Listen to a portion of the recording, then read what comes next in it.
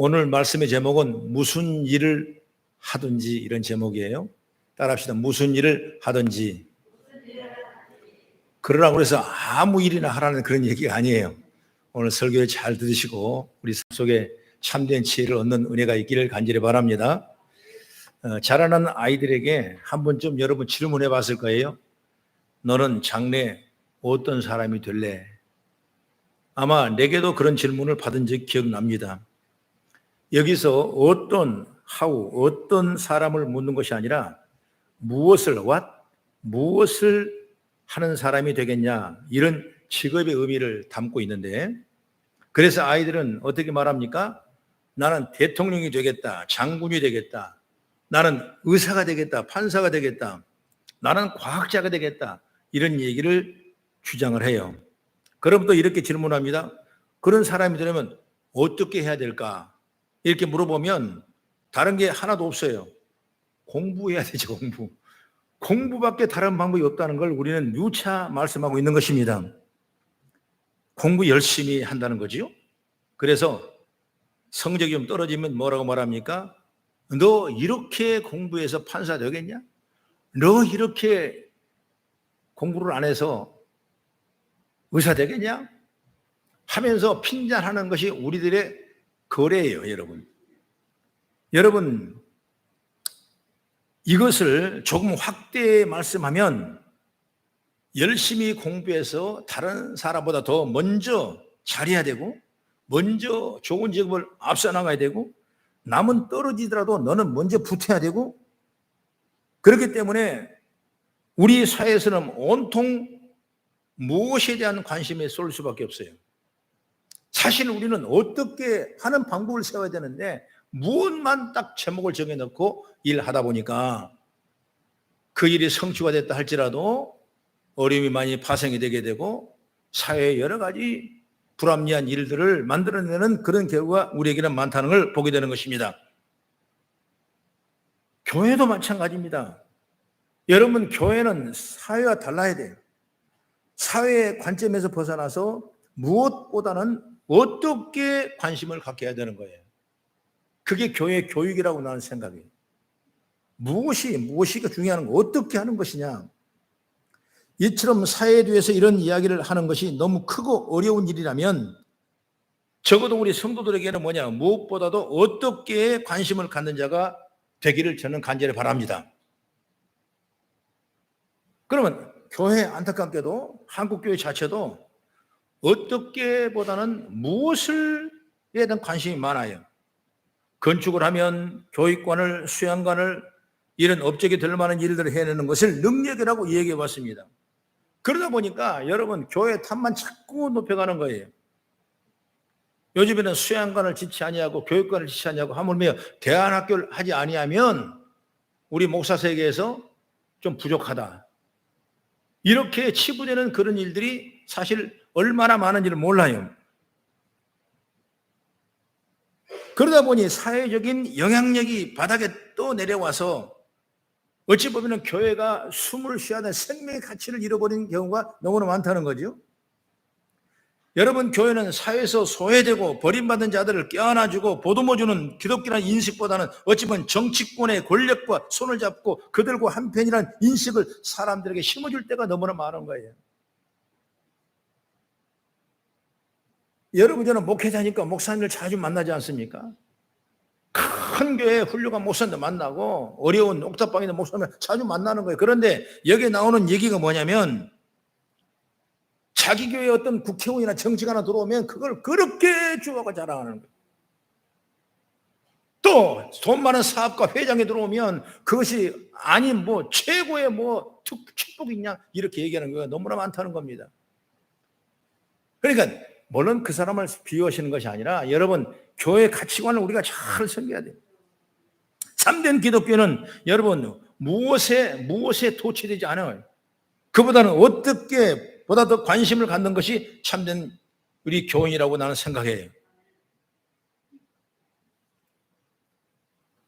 건축을 하더라도 어떤 건물을 지어야냐 아니라 그 과정에서 정말 성도들이 하나 되고 이것이 후대에 많은 사람에게 귀감이 되고 영광 돌릴만한 그런 건축이 되었느냐, 이게 참 중요한 거죠. 여러분, 전도 축제나 부흥회도 마찬가지입니다. 그 행사가 중요한 것이 아니라 그 결과는 그 행사를 치르기 위하여 어떤 생각을 하고 어떤 모습으로 그 일을 했느냐, 이게 참 중요하거든요. 여러분, 우리가 자주 하는 우리 교회 바자회가 있지 않습니까? 바자회는 행사가 참 큽니다. 그러나 바자회에 국한되는 것이 아니라 이를 통해서 어떻게 돼가느냐, 이게 참 중요한 거예요. 다시 말하면 어떤 걸 가지고 딱 이것만 되는 것이 아니라 그 조그만 일이 참으로 우리에게 큰 일을 안 했지만은 그 일을 통해서 어떻게 많은 사람에게 미비했을지라 그 과정에 하나님의 영광을 드러내는 일을 했던가, 이걸 우리가 생각하는 때 그것이 큰 축복이고 은혜인 줄 저는 믿습니다. 여러분, 어설픈 자기로가 아니에요. 진실된 감사를 하나님께 올리는 것입니다. 우리가 관심을 가져야 할 부분은 무엇이 아니라 어떻게 해요. 그래서 오늘 본문의 말씀에 23절의 말씀 보니까 무슨 일을 하든지 마음을 다하여 주께 하듯 하고 사람에게 하듯 하지 말라 말씀했어요. 그래서 오늘 이 본문을 중심으로 저는 세 가지의 우리에게 귀한 교훈이 될 수 있는 말씀을 선포하고자 합니다. 그럼 첫째로 뭐냐면 무슨 일을 하든지라는 표현이 있어요. 이걸 우리 이해해야 돼요. 무슨 일을 하든지, 어떤 일을 해도 괜찮다 이런 얘기가 아닙니다. 아무 일이나 해도 된다 이런 의미가 아니죠. 다시 말해서 이 일에 대한 구분이 있다고 하는 건데, 바로 성경의 일관된 가르침이 뭐냐, 아무 일이나 하라고 하지 않았어요. 내가 할 일을 하되 하나님께서 내게 맡긴 일을 하라, 이것이 무슨 일이나 얘기를 할 수 있는 겁니다. 여러분, 하나님은 우리에게 똑같은 내게 맞는, 그리고 내가 감당할 만한 일을 맡기는 거예요. 내가 겁이 많아서 내가 무능하다고 스스로 내가 내 마음을 내려놔서 그 일을 감당하지 못하지, 하나님이 보실 때는 여러분 다 내게 맞는 일을 맡기는 거예요. 예, 송 목사도 여러분 이 교회에 맞는 그 일을 맡기는 거예요. 아니면 맡기지 않지 않습니까? 여러분 장로님, 여러분 직분, 여러분 권사님도 여러분 주인 일이 있다면 그게 그 사람에 딱 맞는 거예요. 맞는 거. 그래서 하나님 맡기는 거예요. 우리가 이 말씀 보면 생각나는 성경 구절이 있다면 마태복음 25장 보면 뭐가 있습니까? 달란트 비유가 나오지 않습니까? 여러 가지 핵심적인 해석을 할 수가 있어요. 그러나 여기 한 가지 뭐냐면 5달란트, 2달란트, 1달란트를 맡겼는데, 이 맡겼다는 건 뭐냐면 주인이 볼 때 그 사람에 딱 맞는 거예요. 너는 5달란트, 너는 2달란트, 너는 1달란트. 여러분, 많고 적고 이게 중요한 것이 하나님이 보시기에 우리가 딱 맞는 거예요. 그러면 이 맞는 것을 가지고 내가 잘 감당한다면 하나님이 큰 영광을 받은 거예요. 그런데 우리는 잘 알고 있지만은 1달란트를 받은 사람은 어떤 생각을 합니까? 이거 가지고 나를 이렇게 무시하는 거야? 나는 2개, 5개를 받아야 되는데 나는 1달러밖에 안 된다는 거야? 이런 생각을 하게 되는 거예요. 그렇기 때문에 뭡니까? 아예 안 할래. 그러면서 나중에 없다고 하면 이상할 테니까 차라리 땅속에 숨겨두는 거예요. 그렇게 해서 주인이 왔을 때 그걸 내보이는 거, 봐 있잖아요. 여러분, 그때 주인은 어떤 평가를 합니까? 이 악하고 게으른 종아 뺏어버려. 그리고 바깥 어두운 데 쫓아버립니다. 그리고 2달란트를 남긴 그 자에게는 하나님께서 더 갑절의 축복을 주시면서 내가 장래 주인의 즐거움에 참여할 것이라고 성경은 우리에게 말씀하고 있다는 걸 여러분 아시기 바랍니다. 그러니까 다 맡겨준 일이 맞는 거예요, 내게. 할렐루야.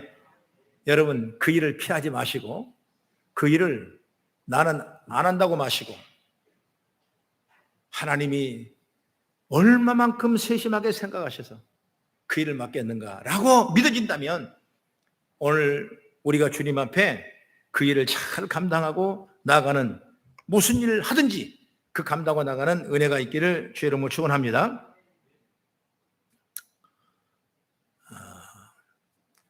우리가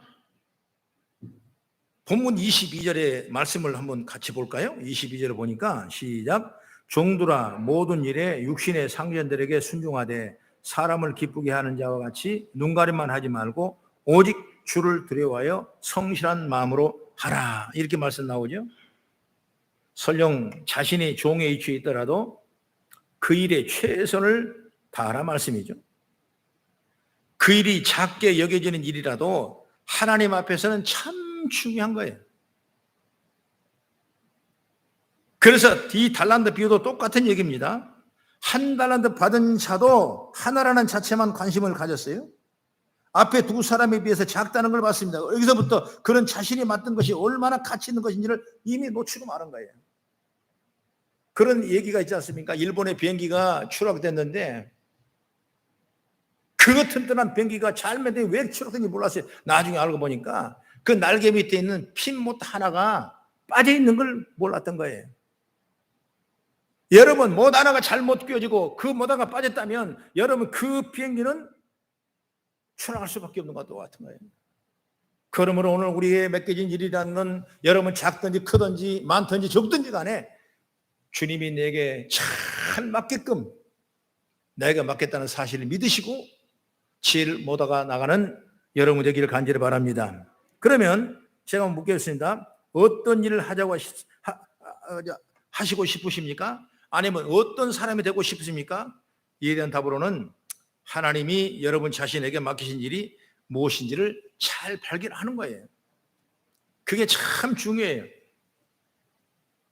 남들 앞에서 드러나는 일이 아니라 하나님의 계시가 하는 일에 무엇인지를 보시길 바랍니다. 하나님이 나를 통해 무슨 일을 하시기를 원하시는가? 하나님이 나를 통해 뭘 받으시기를 원하시는가? 예배 받으시기를 원하시는가? 봉사하기를 원하시는가? 내가 예물을 드리기를 원하시는가? 아니면 선한 일에 감당하는 그 도구로 쓰기를 원하시는가? 이걸 잘 우리에게 주신 축복이에요. 그래서 오늘 꼭 여러분 우리는 무슨 일을 하든지 이 평온을 잘 생각하셔서 주의 뜻을 이루어가는 우리 성도가 다해지기를 주님을 축원합니다. 그 다음에 두 번째는 뭐냐면 마음을 다해라는 평온을 얘기해야 돼요. 여기 나오죠? 마음을 다해야 된다. 23절을 보니까 우리가 발견할 어떻게 중 하나는 뭐냐? 마음을 다해야 된다. 하나님이 내게 맡기신 일을 찾았다면 그 일을 무엇이든지 간에 최선을 다하라고 말이에요. 그러니까 마음을 다한다 이 말은 뭐냐면 내 정성을 다한다, 최선을 다한다고 말이에요. 여러분 마음을 다해 놓으면 후회가 되지 않아요. 경기장에 나간 선수들이 최선을 다했는데 만약에 졌다고 생각해요. 그래도 후회하지 않아요. 잘 싸웠습니다. 그러면 자기가 게으르고 그걸 하지 않아가지고 또한 그걸 무시해서 여러분 졌다면 그는 끊임없이 후회할 수밖에 없는 거예요. 그러므로 우리 성도가 이 세상 살아가면서 후회할 일 없어야 되는 거예요. 특히 하나님 앞에 하는 일은 여러분 최선을 다하고 마음을 다하는 우리 삶의 모습이 되기를 간절히 바랍니다. 그래서 예배를 드려도 최선을 드리려고 예를 쓰고 여러분 기도를 해도 정성껏 드리려고 예를 쓰고 찬송 한 절 한 절도 정말 하나님의 영광을 높이기 위해서 여러분 찬송하는 거예요. 최선을 다하자고. 하나님이 그때 우리에게 복을 주시는 거예요. 역사가 있는 줄 믿으시기 바랍니다. 늘 저는 바울 사도를 얘기하지만 바울 사도가 마지막 때에 유언이 있습니다. 그 유언이 바로 디모데 전후서가 유언인데 그 유언의 말씀 보면 디모데후서 4장 6절 8절 한번 우리 나왔으면 같이 믿겠습니다. 시작. 전제와 같이 내가 벌써 부어지고 나의 떠날 시간이 가까웠도다. 나는 선한 싸움을 싸우고 나의 달려갈 길을 마치고 믿음을 지켰으니 이제 후로는 나를 이용하여 의의 면류관이 예비됐으므로 주 곧 의로우신 재판장이 그날에 내게 주실 것이며 내게만 아니라 주의 나타나심을 사모하는 모든 자에게도니라. 이렇게 말씀합니다. 여러분 바울이 걸어가는 복음의 그 여행은 수많은 고통을 당하고 사망의 위협을 몇 번씩 당하고 매맞고 정말 몸부림칠 만큼 그 어려운 사역을 잘 감당했던 그 바울이 지금 마지막 유언을 어떻게 말합니까? 나는 선한 싸움을 싸웠다. 나의 달려갈 길을 위해서 믿음을 지켰다는 겁니다. 이제 이후로는 나를 위하여 하나님의 면류관이 예비될 것이다. 이 말씀 본다면 자기가 했던 일에 한 번도 후회한 적이 없다는 거예요. 여러분 이것이 바로 바울의 신앙이에요. 후회라는 느낌은 조금도 받을 수 없는 겁니다. 왜? 업적을 이뤘기 때문일까요? 여러분, 우리도 그 업적을 잘 합니다. 유럽의 전도의 문을 열어놓고 신약 성경의 절반 이상을 바울이 썼어요. 그 업적 때문에 그거 후회 안 합니까? 그렇지 않아요. 그런 복음을 전하는 일에 함에서 자신이 할 수 있는 모든 걸 다 쏟아놓습니다. 다시 말하면 마음을 다했기 때문에 여러분 후회함이 없는 거예요. 우리도 어느 날 여러분 주님이 부르시면 가야 되고 이 사역을 마칠 때가 올 겁니다. 여러분 그때 우리는 어떻게 다짐을 해야 되겠습니까? 후회함이 없어야 되는 거예요. 하나님 이런 여러분 후회함이 없어야 돼요. 내가 최선을 다해서 최고 것으로 최능력을 통해서 아버지 앞에 드렸다는 그 마음 자세 후회함이 없다는 사실을 여러분 믿기를 간절히 바랍니다. 여러분 사회생활과 교회생활도 똑같아요. 여러분 후회 없는 생활, 최선을 다하는 생활, 그것이 얼마나 우리에게 중요한지 몰라요. 오늘 교회생활 예배도 마찬가지입니다. 예배할 때 최선을 다하는 것입니다. 축복이죠, 축복이죠. 여러분 그 결과는 우리에게 상상할 수 없는 놀라운 축복과 통로가 일어난 줄 저는 믿습니다. 그래서 종들에게 권면의 말씀 보면 오늘 22절에 종들아 모든 일에 육신의 상전을 순종하되 사람을 기쁘게 하는 자와 같이 눈가림 하지 말고 오직 주를 두려워하여 성실한 마음으로 하라. 마음을 다한다는 건 최선을 다하고 성실한 마음으로 한다는 거예요. 눈가림하지 아니하고 성실한 마음을 한다. 눈가림을 했는지 안 했는지 본인은 잘 압니다. 다른 사람을 다 속을 수도 하나님은 자기 자신을 속일 수 없는 거예요. 그러니 자신의 일에서 부끄럽지 않은 교회에서 성실한 마음을 가져야 되고, 성실한 마음은 그 노력을 다했다면 그 결과는 반드시 우리가 받아들이게 되고 그 결과는 우리에게 은혜가 되고 후회함이 없는 줄 저는 믿습니다. 누군가의 일을 맡길 때도 마찬가지죠.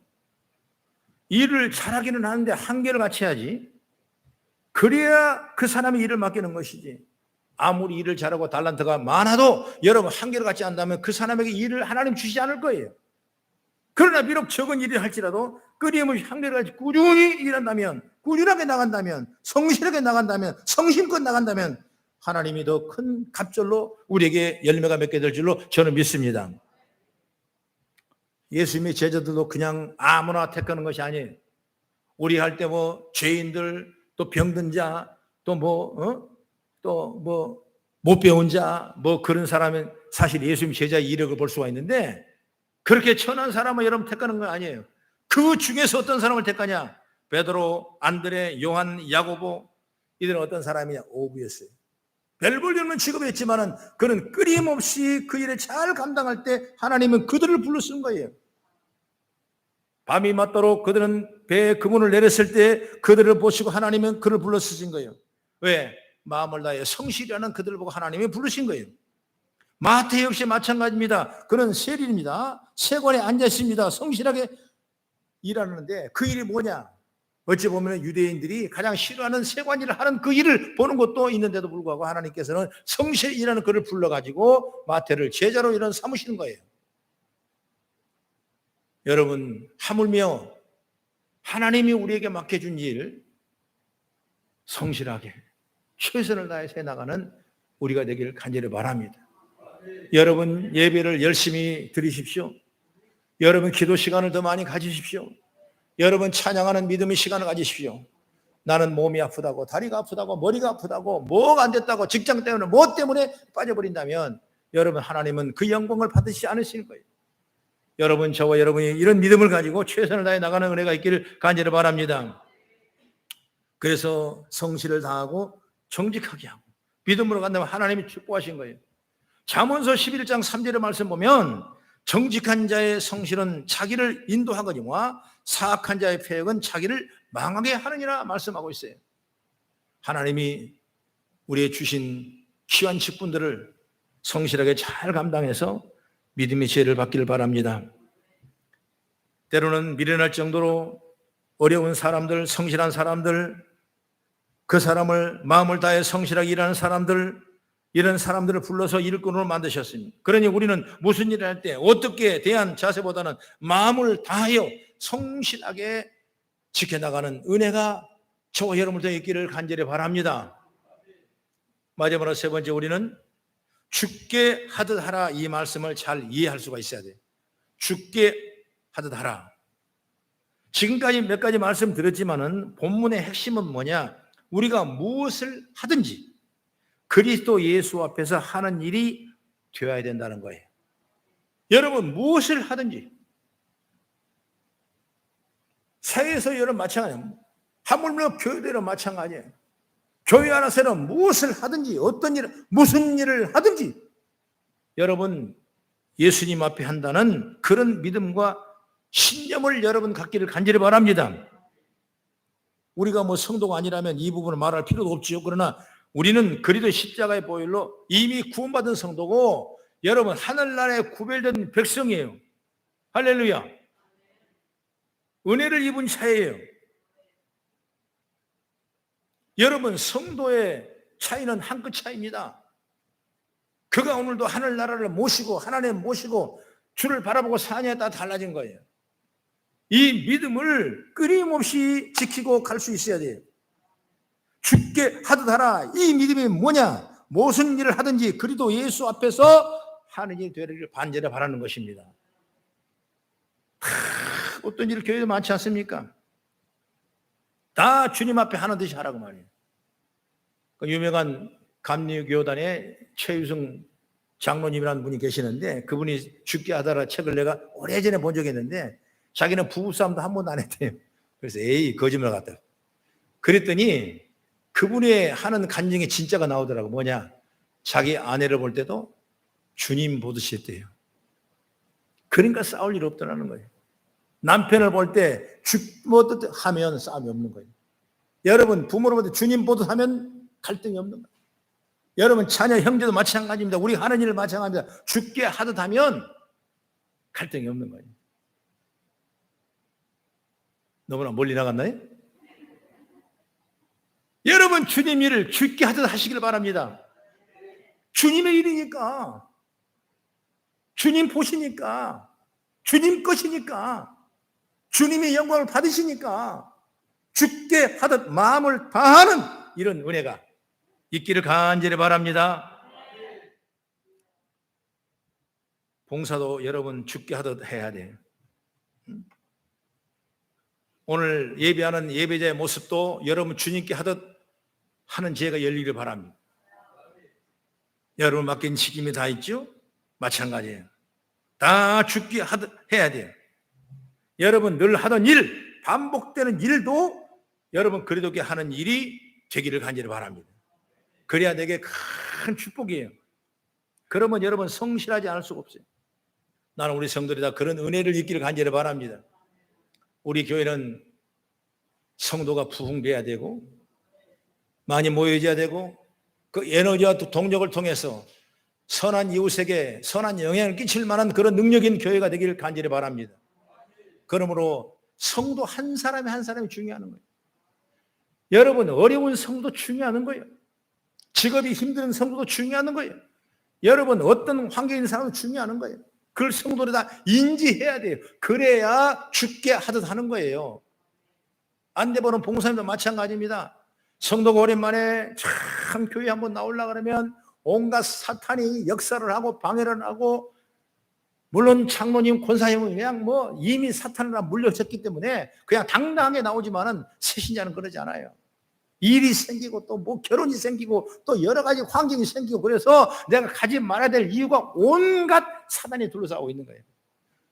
그럼에도 불구하고 복받음 받아보려고 은혜 받아보려고 말씀을 따라가 보려고 모든 걸 이기고 힘들지만은 여러분 오는 거예요. 그럴 때 그 성도의 얼굴 보시면 여러분 할렐루야 하고 받아줘야지. 그죠?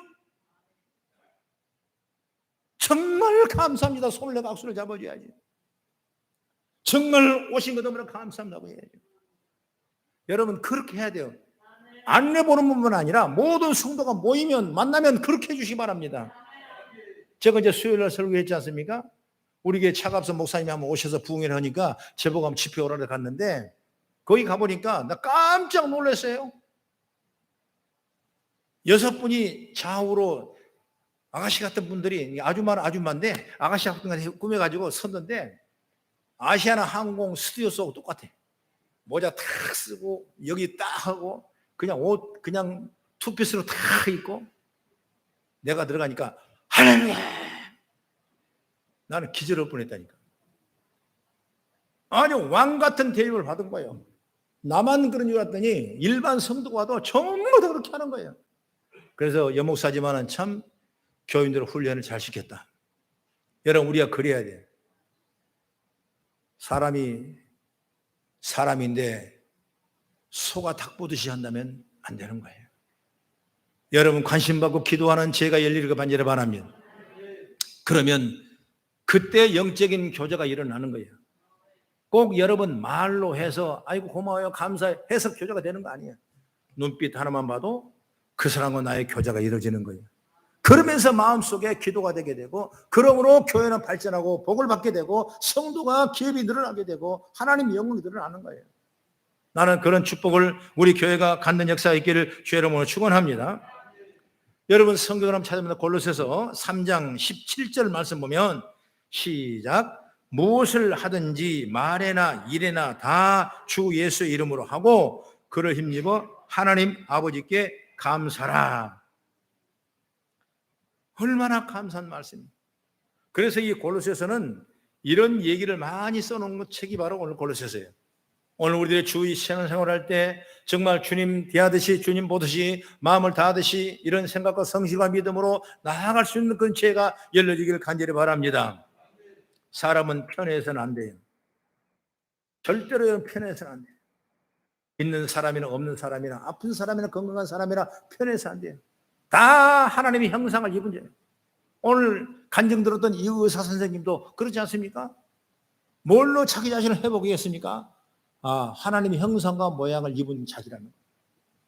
그렇다면 여러분, 상대방의 내 앞에 있는 사람도 옆에 있는 사람, 주위에 있는 사람도 여러분 하나님의 형상과 모양을 닮은 사람이에요. 그러므로 우리가 죽게 하는 것이 지혜고 능력이고 축복이 저는 믿습니다. 본문 24절과 25절을 우리 같이 한번 읽겠습니다. 시작. 이는 기업의 상을 주께 받은 줄 아나니 너희는 주 그리스도를 섬기느니라.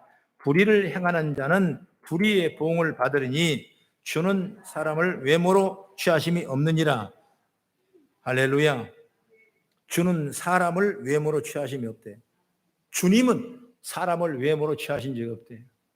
가난한 자든 홀보른 자든 어려운 자든 도둑질하던 자든 가늠한 자든 하나님이 사람을 외모로 취하심이 없고 오직 그 영혼을 긍휼히 여기셔서 주의 삶으로 복받게 하는 믿음의 역사가 있다는 사실을 여러분 믿기를 간절히 바랍니다.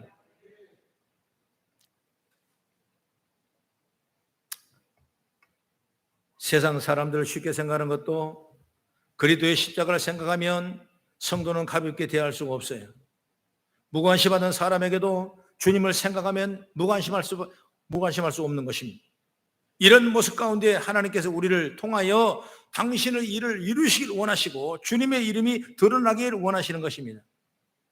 결국 여러분 성도는 그 사람을 통하여 그리스도 이름과 향기를 드러내게 되는 것입니다. 향기를 잃어버리면 안 돼요. 세상에서 맡지 못된 향기가 그리스도 예수 안에 그리스도를 통해서 일어나기를 간절히 바랍니다. 여러분, 세상에서 못 맡던 향기가 우리 거성교 공동총에서 그 향기마다 예수 향기를 품는 역사가 있기를 간절히 바랍니다. 어떤 일을 하든지 어떤 사람을 만나든지 오직 그리스도에게 하듯이 그렇게 할 때 저절로 주님의 영광이 드러나게 되고 하나님의 은총이 나타나게 될 것입니다. 사랑하는 여러분, 우리가 어떻게 살아가고 있는지를 돌아보시기 바랍니다. 무엇을 하는 것보다 어떻게 하는 것이 더 중요하다고 생각했습니다. 세상 사람들이 알아주는 일이 아니라 하나님이 내게 맡기신 일을 하시기 바랍니다. 그 일할 때 마음을 다하여 하시고 정성을 다하여 하고 성실을 다해 한다면 하나님이 그 과정 가운데 큰 열매가 저 여러분을 통해 임할 줄로 저는 확신합니다. 그래서 하나님의 역사와 영광이 우리 거성교회에 잘 나타나기를 바라요. 나는 그것이 바로 신앙의 덕을 쌓는 거예요. 여러분, 신앙의 덕을 쌓아야 돼요. 나는 비록 부족하지만은 연약하고 힘없는 사람이지만은 신앙의 덕을 쌓을 수 있는 그 믿음을 가진다면 하나님이 그 다음에 큰 축복의 통로를 열게 되는 거예요. 그것이 오늘 본문의 말씀이라는 것을 우리 확실히 알고 또 지혜롭게 받아들이는 저 여러분이 되어지기를 제 주 이름으로 축원합니다. 기도하겠습니다.